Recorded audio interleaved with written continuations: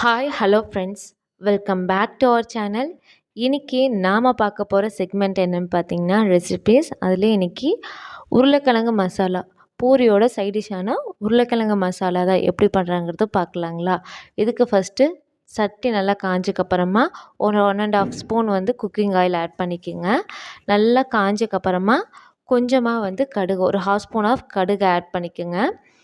கடுகு நல்லா பொரிஞ்சக்கப்புறமா கொஞ்சமாக கடலப்பருப்பு, ஒரு 1 ஸ்பூன் அளவுக்கு கடலப்பருப்பு. இல்லை எனக்கு கடலப்பருப்பு ஃப்ளேவர் ரொம்ப பிடிக்கும் அப்படின்னு நினச்சிங்கன்னா நீங்கள் ஒரு 1.5 ஸ்பூன் வரைக்குமே ஆட் பண்ணிக்கலாம். நல்லா வந்து பொரிஞ்சக்கப்புறமா மீடியம் சைஸ் இருக்கக்கூடிய பெரிய வெங்காயம், அது நீல வாக்கில் கட் பண்ணியிருக்கேன். ஒரு வெங்காயம் நான் வந்து கட் பண்ணியிருக்கேன். ஆட் பண்ணிவிட்டு கொஞ்சமாக வந்து சோம்பு வந்து ஆட் பண்ணுறேன். நம்ம சேனல் ஃபஸ்ட்லேருந்து பார்த்துட்டு உங்களுக்கு தெரியும், நம்ம சோம்பு இந்த மாதிரி இதெல்லாம் வந்து ரொம்ப பொரியக்கூடியதாக இருந்துச்சுன்னா ஆனியன் ஆட் பண்ணும்போது கரெக்டான ஃப்ளேவரில் நம்மளுக்கு கிடைக்கும். இப்போ கொஞ்சமாக வந்து ஒரு 1/2 ஸ்பூனுக்கு அதிகமாக 1 ஸ்பூனுக்கு கம்மியாக சோம்பு கொஞ்சம் ஆட் பண்ணிவிட்டு இப்போ நல்லா தாளித்து விடுங்க. தாளித்து அது போக கொஞ்சம் வந்து இந்த இடத்துல நான் உளுந்து வந்து ஆட் பண்ணிக்கிறேன், உளுந்து பருப்பு. நீங்கள் வந்து இல்லை எனக்கு கடலப்பருப்பு மட்டும் போதுன்னா நீங்கள் இந்த உளுந்து பருப்பு கூட ஸ்கிப் பண்ணிக்கலாம். ஆட் பண்ணிவிட்டு கொஞ்சமாக வந்து பெருங்காயம் ஆட் பண்ணுறேன். ஏன்னா உருளைக்கிழங்கு கேஸ் அதிகமாக இருக்கும் இல்லைங்களா, அதை அவாய்ட் பண்ணுறக்காக தான் கொஞ்சமாக வந்து நான் பெருங்காயத்தூள் ஆட் பண்ணிக்கிறேன். இது வந்து கண்ணாடி பதத்துக்கு வெங்காயம் வணங்கினா போதும். வணங்கினக்கப்புறமா நான் வந்து இன்றைக்கி ஃப்ளேவருக்கு வந்து கொஞ்சமாக வந்து கருவேப்பிலை ஆட் பண்ணியிருக்கேன். வரமிளகா தான் ஆட் பண்ணுறேன். உங்களுக்கு பச்சை மிளகா ஃப்ளேவர் பிடிக்குன்னா நீங்கள் மீடியம் சைஸில் 2 பச்சை மிளகா ஆட் பண்ணிக்கலாம். நான் இன்றைக்கி வரமிளகா 2 மீடியம் சைஸ் வரமிளகா ஆட் பண்ணியிருக்கேன். இது நல்லா மிக்ஸ் ஆனதுக்கப்புறமா ஏற்கனவே எனக்கு நாட்டு தக்காளி மீடியம் சைஸ் 2 மீடியம் சைஸ் இருக்கக்கூடிய நாட்டு தக்காளி, நல்லா பழுத்த தக்காளியாக எடுத்திருக்கேன். அதுவும் வந்து நீல வாக்கில் கட் பண்ணியிருக்கேன். அதுவும் ஆட் பண்ணிக்கணும். இந்த ஸ்டெப்புக்கு முன்னாடி பார்த்தீங்கன்னா கொஞ்சமாக வந்து ஒரு 1/2 ஸ்பூனுக்கு அதிகமாக மஞ்சத்தூள் ஆட் பண்ணிக்கோங்க. ஏன்னா நான் உருளைக்கிழங்கு வேக வைக்கும்போது மஞ்சத்தூள் ஆட் பண்ணல. ஸோ மசாலாவில் தான் நான் ஆட் பண்ணுவேன். இல்லை உருளைக்கிழங்குல தான் உங்களுக்கு ஆட் பண்ண இதாக இருக்குன்னு நீங்கள் ஆட் பண்ணிவிட்டு இங்கே வந்து 1/4 ஸ்பூன் ஆட் பண்ணால் கூட ஓகே. இப்போ இதை ஆட் பண்ணக்கப்புறமா இதுக்கு நான் 1 ஸ்பூன் ஆஃப் சாம்பார் பொடி வந்து ஆட் பண்ணியிருக்கேன். காரத்துக்கு மிளகாய் 2 வரமிளகாயும் ஆட் பண்ணியிருக்கேன். 1 ஸ்பூன் ஆஃப் சாம்பார் தூளும் ஆட் பண்ணியிருக்கேன். இல்லை நீங்கள் தனி மிளகாய் தூள் யூஸ் பண்ணுறதால ஓகே. ஆனால் உங்களுக்கு ஃப்ளேவர் கம்ப்ளீட்டாக எடுத்து கொடுக்குறது பார்த்திங்கன்னா சாம்பார் தூள் உங்களுக்கு எடுத்து கொடுக்கும்.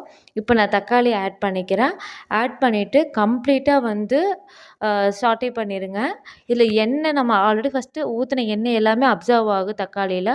அதுக்கப்புறமா கம்ப்ளீட்டாக வந்து உங்களுக்கு ரிலீஸ் பண்ணும். அந்த எண்ணெய் வந்து பிரிஞ்சு வர டைமில் தான் வந்து இந்த இன்பிட்வீன் கேப்பில் பார்த்திங்கன்னா நான் கொஞ்சம் வந்து உப்பு ஆட் பண்ணியிருக்கேன். ஏன்னா தக்காளி வந்து கம்ப்ளீட்டாக வணங்குறதுக்காக. இந்த வெந்தக்கப்புறமா பார்த்தீங்கன்னா நான் ஏற்கனவே வந்து சின்ன பேபி பொட்டேட்டோஸ் தான் எடுத்திருக்கேன். ஒரு 7, 8 மீடியம் சைஸ் இருக்கக்கூடிய பேபி பொட்டேட்டோஸ் எடுத்து நல்லா வேக வச்சு நல்லா கரைச்சி வச்சுருக்கேன். தோல் ரிமூவ் பண்ணிவிட்டு கரைச்சி வச்சுருக்கேன். அதை வந்து இப்போ ஆட் பண்ணிக்கிறேன். இந்த டைமில் வந்து நீங்கள் உருளைக்கிழங்கு வேக வைக்கலே வந்து ஒரு அரை துண்டு இஞ்சி வந்து தட்டி சேர்த்துக்குங்க.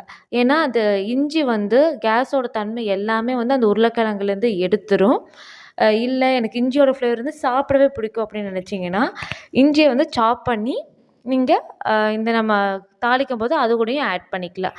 நான் வந்து இஞ்சி வந்து தட்டி உருளைக்கிழங்கு கூடயே ஆட் பண்ணிட்டேன். ஸோ இந்த இடத்துல நான் ஸ்கிப் பண்ணிக்கிறேன். கலக்கிட்டு அதுக்கு தேவையான அளவுக்கு தண்ணி ஆட் பண்ணிவிட்டு இப்போ நம்ம போட்ட உப்பு இது எல்லாமே வந்து மிக்ஸ் ஆகிற மாதிரி கொஞ்சம் வெயிட் பண்ணுங்கள். ஒரு கொதி வரணும். கொதி வந்தக்கப்புறமா ஒரு முக்கியமான ஒரு சின்ன ஸ்டெப்பை வந்து நம்ம ஆட் பண்ண போகிறோம். 1 ஸ்பூன் ஆஃப் கடலை மாவு எடுத்துக்கோங்க. எடுத்துகிட்டு தண்ணியில் நல்லா கரைச்சிக்கோங்க. கரைச்சிட்டு இந்த ஒரு கொதி வந்தோடனே இப்போ இந்த 1 ஸ்பூன் ஆஃப் இருக்கக்கூடிய கடலை மாவு தண்ணியை வந்து உள்ளே ஆட் பண்ணிவிட்டு ஒரு 2 கொதி மெதுவான தீயில், அதாவது மீடியம் ஃப்ளேமில் வச்சு 2 கொதி வந்தோடனே இறக்குனீங்கன்னா கொத்தமல்லி தழை போட்டு சூப்பரான உருளைக்கிழங்கு மசாலா ரெடி. பூரி ஆட்டு சாப்பிடும்போது செமையாக இருக்கும்.